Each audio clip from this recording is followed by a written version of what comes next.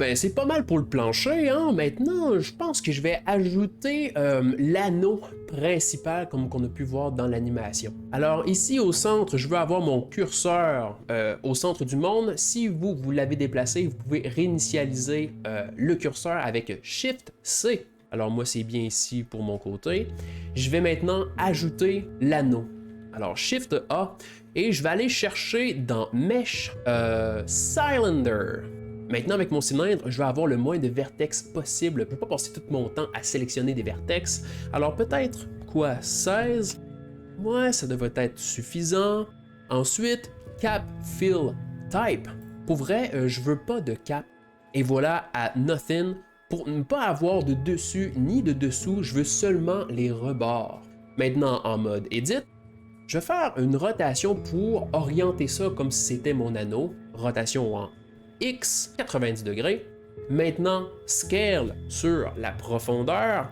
Alors, S, Y. Ouais, un truc comme ça. Et là, maintenant, je vais positionner aussi mon cylindre pour faire comme s'il était déposé sur mon plancher. Ça, par contre, je ne le ferai pas en mode Edit. Je vais le faire en mode Objet. En mode Objet, avec Grab, G, Z. Et voilà. Là, j'ai mes snapping d'activer. Ça a-tu donné quelque chose de correct? Ok. Ben pour l'instant, on va arranger peut-être ça après. Mon anneau n'est pas vraiment terminé de toute façon. Il y a quand même quelque chose qui fonctionne pas. En premier, ben, le genre de look facetté, là. Alors ici, clic droit, Shade Smooth. Ouais, c'est déjà mieux.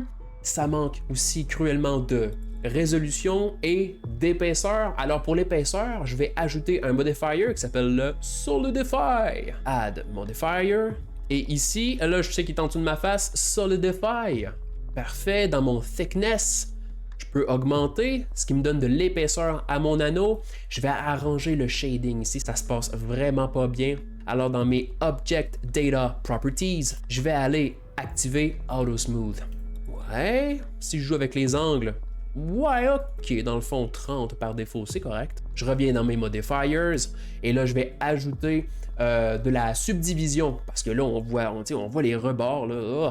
Add modifier, subdivision surface. Ouais, ok, là ça a comme un peu atténué mon épaisseur. Je vais récupérer mon épaisseur en utilisant cette fois-ci un bevel modifier pour m'assurer que mes rebords soient préservés à l'étape de la subdivision. Add modifier, bevel. Et là, mon bevel, je vais l'envoyer en haut avec les petits points ici. On peut saisir les modifiers. Je vais mettre mon bevel avant mon subdivision. Parfait. J'augmente mes segments. Oui. Et mon amount, maintenant la largeur, je vais la réduire. Ouais, parfait. Maintenant, je conserve mon épaisseur. Je reviens dans ma subdivision, dans mon viewport. Qu'est-ce que ça donne au level 2? Ça donne quelque chose de potable. Shading. Encore une fois, je vais activer le Harden Normals. Oui, ok. Et puis bien, somme toute, ben, c'est déjà une base de mon premier anneau. Ok, j'ai pas mal les éléments de base, au moins pour commencer à faire une première passe d'animation et m'assurer que mon loop de tout ça puisse fonctionner. Alors, je vais animer en premier l'anneau qui roule sur le plancher et la caméra qui suit. Alors, ma caméra, je vais seulement recentrer les choses, comme ça. Alors là, pour débuter l'animation de mon anneau, je vais pas faire la rotation maintenant. Je vais seulement faire la translation, le déplacement dans l'espace. La rotation va venir dans un deuxième temps. Vous allez voir, je vais vous introduire aux drivers. Et puis là aussi, on pourrait tout simplement animer ce mesh-là de l'anneau. Mais au lieu de ça, je vais animer un empty. Donc, je vais parenter mon anneau au empty et c'est le empty lui-même que je vais animer. Alors avec Shift A, je vais ajouter un empty et je sais pas, j'imagine un cube. Et parfait. Radius. Ouais. Ok. Alors maintenant mon anneau, je sélectionne en premier et en deuxième, je sélectionne mon empty. Et avec CTRL P, je vais faire mon parent. CTRL P, Object, Keep, Transform. On a maintenant une petite chaîne qui apparaît et ça montre qu'il y a une relation. Et si je bouge mon empty, mon anneau bouge avec. De parenter des modèles à des empty de cette façon-là, ça rend le processus de contrainte beaucoup plus facile à gérer, surtout aussi quand on se met à utiliser des drivers comme qu'on va faire. Alors je vais placer ma première clé d'animation complètement au tout début de ma timeline. Alors je peux mettre mon playback au tout début en appuyant Shift d'enfoncer et avec clic droit, on peut déplacer le playback et ça je vais l'emmener à mon frame 0 au tout début. Et là, avec mon empty de sélectionner, alors ça ici, bon, j'ai la bonne sélection, je vais placer une clé d'animation en appuyant sur I. Ici, on va pouvoir placer notre clé d'animation dans différentes propriétés. Nous, tout ce qui nous intéresse, c'est la location. Alors, location, le positionnement de mon empty, je vais appuyer ici. Parfait. Remarquez que dans les locations ici, dans mon transform, on a une couleur jaune. Ça veut dire qu'au frame qu'on est présent en ce moment, dans la timeline, il y a une clé d'animation. Et puis là, pour la fin, j'amène mon playback à la toute fin, donc au frame 240. Alors, je maintiens Shift, clic droit et je glisse. Frame 240. Avec maintenant mon empty de sélectionner, je vais le déplacer en X et assurez-vous d'avoir le snapping, ça va rendre le tout beaucoup plus facile à louper. G, X, et là je vais lui faire parcourir 3 tuiles. 1, 2, 3. J'appuie, et puis là maintenant, ne bougez pas la timeline, autrement mon objet va revenir à sa position initiale. Avant de bouger quoi que ce soit, je vais poser une clé d'animation, encore une fois, avec I. Location, j'appuie, et voilà. Là maintenant, j'amène mon playback au tout début, et regardez, ça bouge. Je vais faire play, shift, espace, et voilà, ça bouge. Ok, là par contre, le premier problème qu'on peut se rendre compte, c'est que la caméra ne suit pas du tout l'anneau. Alors, un peu comme pour l'anneau, je vais maintenant parenter ma caméra à mon empty pour que tout suive. Caméra ici, empty en deuxième, toujours la deuxième sélection, c'est l'objet que l'on veut parenter à. CTRL P, Object, Keep Transform. Play. Ça marche. Ok, très bien. Un autre problème qui est très évident, c'est qu'il y a une accélération et une décélération. Or, moi, je veux que ça soit constant, donc linéaire. Et ça, ce que ça veut dire, c'est que je vais devoir changer l'interpolation de mes clés d'animation. On peut faire ça rapidement, directement ici dans ma timeline. Et tout ce que vous avez à faire, c'est de vous assurer que vos clés d'animation sont sélectionnées. Alors, si elles sont oranges, elles le sont. Si elles sont blanches, elles ne le sont pas. Vous pouvez tout les sélectionner en appuyant avec le curseur sur la timeline, en appuyant sur A. Voilà, très bien. Et là, je vais appuyer sur T. T qui le raccourcit dans la timeline pour changer l'interpolation. Et là, parmi toutes ces interpolations-là, je vais choisir linéaire. Ce qui fait que maintenant, si j'appuie sur Play, il n'y a pas d'accélération ni de décélération. On bouge maintenant à un mouvement linéaire et ça loupe. Regardez ça à la fin. Voilà, ça a l'air déjà de louper. Bon, ben tout ça, ça progresse bien, mais là, il y a un problème qu'on n'a pas vu. Le problème est qu'en ce moment, l'anneau ne touche pas à terre et je vais vouloir que l'anneau suive le relief de mes tuiles et ça de façon automatique. Alors pour faire cet effet-là, je vais devoir utiliser des contraintes. Avec mon empty de sélectionner, je vais placer une contrainte qui va le forcer à adhérer au sol.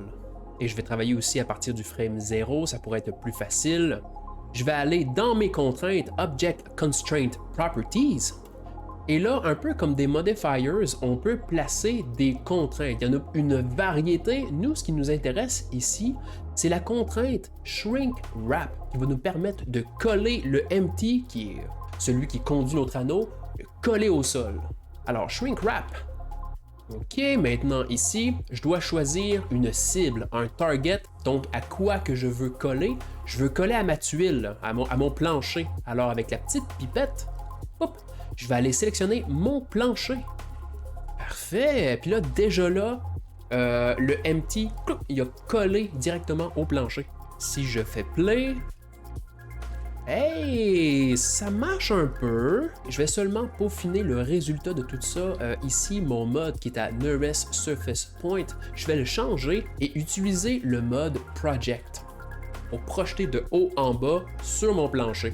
Ok, là maintenant mon empty c'est comme soulevé. Je vais lui dire que dans mon axe de projection, je veux pas avoir positif Z, je veux avoir négatif Z.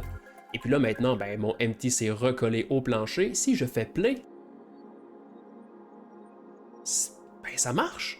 Là ici on voit par contre un problème, là, puis c'est l'anneau. On voit l'anneau qui passe au travers de la tuile. Ça c'est un truc que je vais devoir ajuster dans le modeling de ma tuile, alors je vais tricher un peu. Alors ici, on voit que j'ai le problème qui est apparent.